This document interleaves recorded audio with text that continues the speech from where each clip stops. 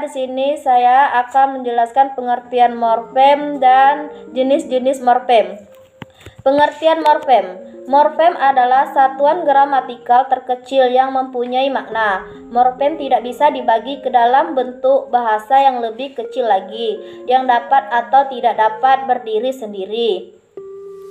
Morfem adalah unit terkecil dari tata bahasa yang memiliki arti. Morfem tidak dapat dibagi menjadi bentuk yang lebih kecil dari bahasa lagi. Adapun jenis-jenis morfem.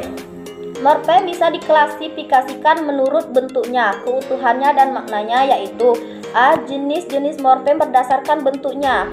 Berdasarkan kebebasan atau keterkaitannya, morfem dibedakan menjadi dua, yaitu morfem bebas dan morfem terikat. 1. Morfem bebas. Morfem bebas yaitu morfem yang secara potensial dapat berdiri sendiri dalam suatu bangunan kalimat. Misalnya, saya, duduk, kursi. Morfem-morfem tersebut bisa berdiri sendiri tanpa harus digabung dengan morfem lain. Morfem bebas biasanya berupa kata dasar atau akar kata, meskipun ada juga kata dasar yang berupa morfem terikat. Akar kata atau kata dasar disebut dengan morfem dasar. 2. Morfem terikat. Morfem terikat yaitu morfem yang tidak bisa berdiri sendiri dan yang selalu terikat dengan morfem lain untuk membentuk ujaran, misalnya ber, meng, kan. Morfem-morfem tersebut harus terikat dengan morfem lain agar bisa berdiri dalam sebuah kalimat, misalnya berteduh, menganalisa, dan sebutkan. Morfem terikat bisa berupa afiks, kritik, morfem unit atau akar kata. Akar kata atau kata dasar disebut juga dengan morfem dasar, sedangkan kata dasar yang berupa morfem terikat disebut juga morfem dasar terikat. Contoh morfem terikat yang berupa afiks: me, kan, an. Contoh morfem terikat yang berupa kritik: ku, mu, nya. Contoh morfem terikat yang berupa morfem dasar terikat: juang, temu, gurau. Contoh morfem terikat yang berupa morfem unik: petas, gulita, dan siur. Artinya, morfem-morfem tersebut hanya bisa berkombinasi dengan morfem tertentu, yaitu petas dan beras menjadi beras petas. Begitu juga dengan gelap, gulita, dan simpang siur.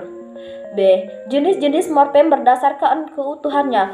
Berdasarkan keutuhannya, morfem dibedakan menjadi dua, yaitu morfem utuh dan morfem terbagi.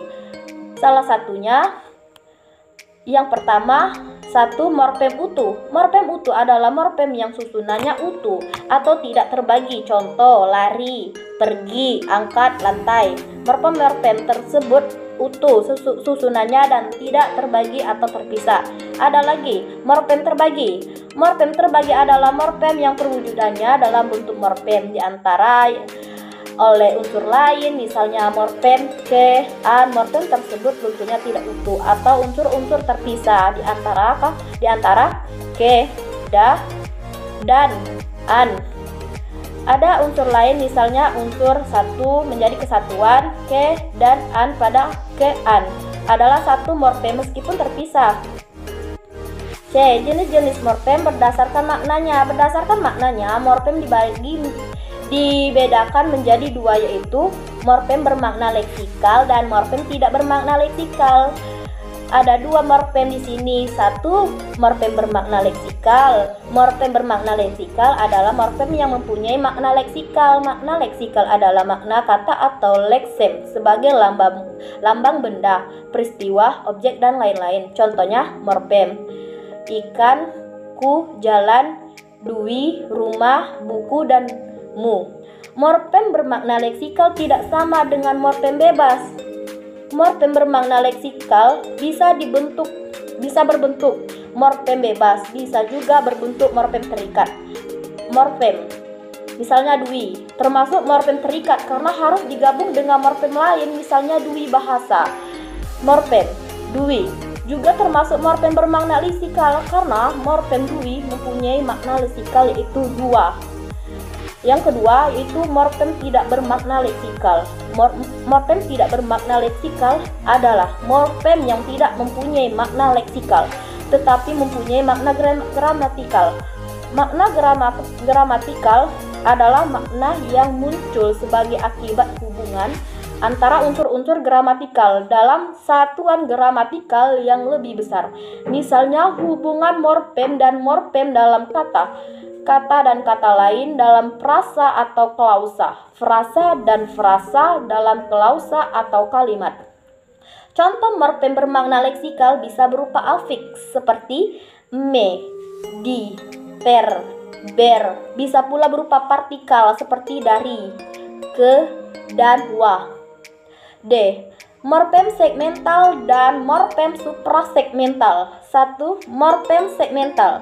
Morfem segmental adalah morfem yang terjadi dari fonem segmental atau dapat dibagi. Contoh morfem, misalnya meja. Bunyi morfem tersebut dapat dibagi menjadi meja atau dieja m, e, j, a, meja. 2. Morfem suprasegmental. Morfem suprasegmental adalah morfem yang terjadi dari fonem suprasegmental. Fonem suprasegmental adalah satuan bunyi yang berupa tekanan, nada atau jeda yang fonemis.